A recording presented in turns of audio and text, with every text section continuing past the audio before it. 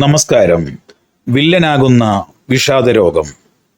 പ്രണയം തകർന്നാൽ, കഷ്ടപ്പെട്ട് പഠിച്ചിട്ടും ഇഷ്ടപ്പെട്ട ജോലി കിട്ടിയില്ലെങ്കിൽ, സ്വപ്നങ്ങൾ തകർന്നാൽ, പരീക്ഷയിൽ പരാജയപ്പെട്ടാൽ, എന്തിന് അച്ഛനും അമ്മയും വഴക്കു പറഞ്ഞാൽ പോലും ആത്മഹത്യയുടെ വഴി തിരഞ്ഞെടുക്കുന്നവർ അനവധിയാണ്.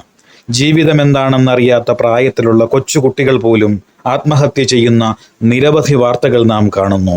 സ്കൂളിൽ എൻ്റെ സഹപാഠിയായിരുന്ന ഒരാൾ ആത്മഹത്യ ചെയ്തത് കോളേജ് പഠനകാലത്ത് സ്റ്റഡി ടൂർ പോകാൻ ക്യാഷ് കൊടുക്കാൻ കൂലിപ്പണിക്കാരായ മാതാപിതാക്കൾക്ക് കഴിയില്ല എന്ന് പറഞ്ഞ കാരണത്താലാണ്.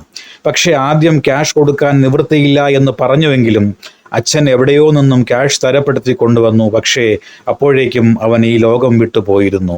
ആ അച്ഛനമ്മമാർക്ക് ആകെ ആ ഒരു മകൻ മാത്രമാണ് ഉണ്ടായിരുന്നത്.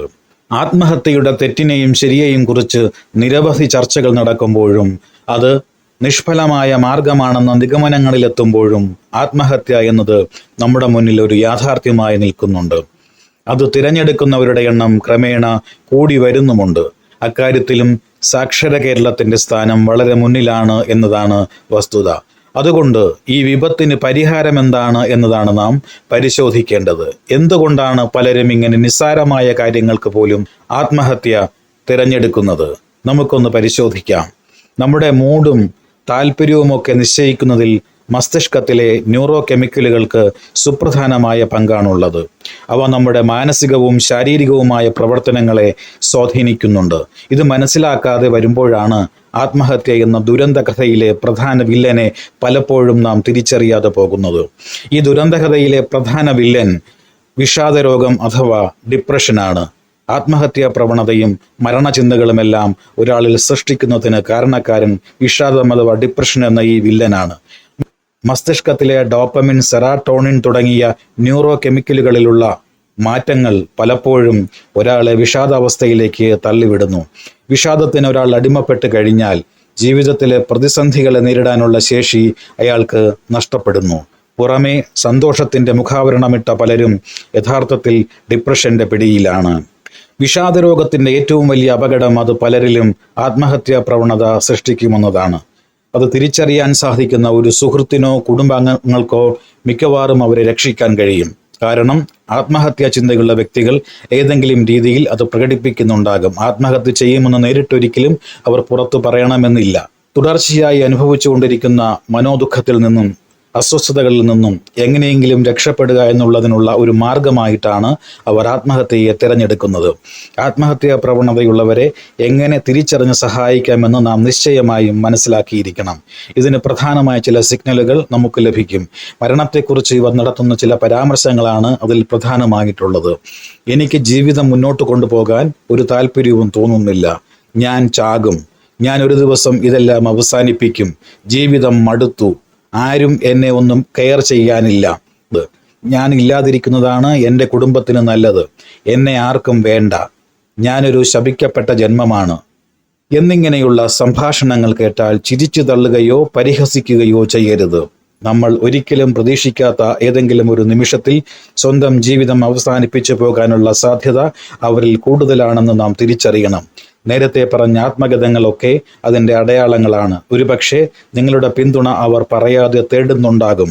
ഇതുകൂടാതെ വിശപ്പില്ലായ്മ, ഉറക്ക പ്രശ്നങ്ങൾ, ഭക്ഷണ രീതിയിലും സംസാരത്തിലും പെരുമാറ്റ രീതിയിലും സംഭവിക്കുന്ന പെട്ടെന്നുള്ള മാറ്റങ്ങൾ, തീവ്രമായ കുറ്റബോധം, മരണത്തെക്കുറിച്ചുള്ള കഥകളും കവിതകളും നോവലുകളും ഒക്കെ വായിക്കുക, അത്തരത്തിലുള്ള സിനിമകൾ കാണുക, മരണത്തെ മഹത്വവൽക്കരിക്കുന്ന രീതിയിൽ സംസാരിക്കുക, അതുപോലെ മരണത്തെക്കുറിച്ചുള്ള ഡയറി കുറിപ്പുകൾ എഴുതുക, ബ്ലേഡോ കത്രികയോ ഗുളികകളോ സംശയാസ്പദമായ രീതിയിൽ മുറിയിൽ കരുതി വയ്ക്കുക, ആർക്കും കൊടുക്കാതെ കരുതി വച്ചിരിക്കുന്ന അവർ വളരെയേറെ വിലമതിക്കുന്ന സ്വകാര്യമായ സാധന സാമഗ്രികൾ യാതൊരു മടിയും കൂടാതെ മറ്റുള്ളവർക്ക് സംഭാവനയായി കൊടുക്കുക, ഇന്നേ വരെ വിളിച്ചിട്ടില്ലാത്തവരെ ഫോൺ വിളിക്കുക, മദ്യപിക്കുന്ന സ്വഭാവമുള്ളവരാണെങ്കിൽ അതിൻ്റെ അളവ് വർദ്ധിപ്പിക്കുക, കഴിവതും മറ്റുള്ളവരിൽ നിന്ന് അകന്ന് ഒതുങ്ങിക്കൂടുവാൻ താല്പര്യപ്പെടുക.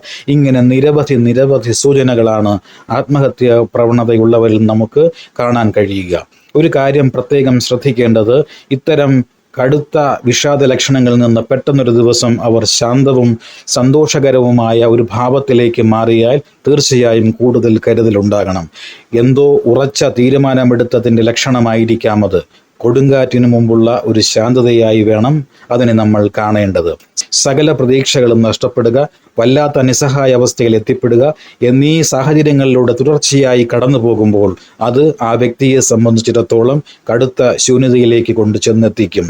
അതുകൊണ്ട് വിഷാദരോഗം, അമിത മദ്യപാനശീലം, കുടുംബത്തിൽ ആരെങ്കിലും ആത്മഹത്യ ചെയ്ത പാരമ്പര്യമുള്ളവർ ഉണ്ടായിരിക്കുക, ഒരിക്കൽ ആത്മഹത്യക്ക് ശ്രമിച്ച പശ്ചാത്തലം ഉണ്ടായിരിക്കുക എന്നിങ്ങനെയൊക്കെയാണെങ്കിൽ അവർ ആത്മഹത്യ എന്ന കടുംകൈ ചെയ്യുവാൻ സാധ്യത വളരെ വളരെ കൂടുതലാണ്. ഇത് കേൾക്കുന്ന നിങ്ങൾക്കോ നിങ്ങൾ അറിയുന്നവർക്കോ മേൽപ്പറഞ്ഞ ഏതെങ്കിലും ലക്ഷണങ്ങൾ ഉണ്ടെന്ന് തോന്നിയാൽ തീർച്ചയായും മനോരോഗ വിദഗ്ധനെയും മനഃശാസ്ത്രജ്ഞനെയും കൺസൾട്ട് ചെയ്യാൻ മടിക്കരുത്. സുഹൃത്തുക്കൾക്കോ കുടുംബാംഗങ്ങൾക്കോ ആണ് ഇത്തരം ലക്ഷണങ്ങൾ ഉള്ളതെങ്കിൽ തീർച്ചയായും അവരെ ചികിത്സയ്ക്ക് വിധേയമാക്കണം. ചികിത്സ ആവശ്യമുള്ള വളരെ ഗുരുതരമായ ഒരു അവസ്ഥയാണിത്. മരുന്നും സൈക്കോതെറാപ്പിയും ഒക്കെ ഉപയോഗിച്ച് മസ്തിഷ്കത്തിലെ ന്യൂറോ കെമിക്കലുകളുടെ അനുപാതം ക്രമപ്പെടുത്തി ചിന്തകളെ നിയന്ത്രിച്ച് അവരെ ആത്മഹത്യ എന്ന വലിയ അപകടത്തിൽ നിന്നും രക്ഷിക്കാൻ തീർച്ചയായും നമുക്ക് കഴിയും. ഇത്തരത്തിലുള്ള പ്രവണതകൾ അല്ലെങ്കിൽ ലക്ഷണങ്ങൾ ആരിലെങ്കിലും കാണുകയാണെങ്കിൽ സ്നേഹപൂർണമായി അവർ ഇടപെടാൻ മടിക്കരുത്. ഇത്തരത്തിലുള്ള പ്രവണതകൾ അല്ലെങ്കിൽ ലക്ഷണങ്ങൾ ആരിലെങ്കിലും കാണുകയാണെങ്കിൽ സ്നേഹപൂർണമായി ഇടപെടാൻ മടിക്കരുത്. കാരണം ആ ഇടപെടലിന് ഒരു ജീവന്റെ വിലയുണ്ട്. ഒരാൾ തൻ്റെ ജീവിതം അവസാനിപ്പിച്ചതിന് ശേഷം ആദരാഞ്ജലികൾ അർപ്പിച്ചിട്ടോ അനുശോചനായോഗം നടത്തിയിട്ടോ അവരെക്കുറിച്ച് നല്ല വാക്കുകൾ പറഞ്ഞിട്ടോ എന്തു പ്രയോജനമാണുള്ളത്? ജീവിച്ചിരിക്കുമ്പോൾ അവർക്ക് ആവശ്യമുള്ള സമയത്ത് വേണ്ട പിന്തുണ കൊടുക്കുകയാണ് അവരോടും അവരുടെ കുടുംബത്തോടും കാണിക്കാവുന്ന ഏറ്റവും വലിയ കാരുണ്യം. നിർഭാഗ്യവശാൽ പലപ്പോഴും ആത്മഹത്യാ പ്രവണതയുള്ള വ്യക്തികളെ പരിഹസിക്കുന്ന സമീപനമാണ് നമ്മുടെ സമൂഹത്തിൽ ബന്ധുക്കളായാലും സുഹൃത്തുക്കളായാലും പങ്കാളികളായാലും സ്വീകരിച്ചു പോരുന്നത്.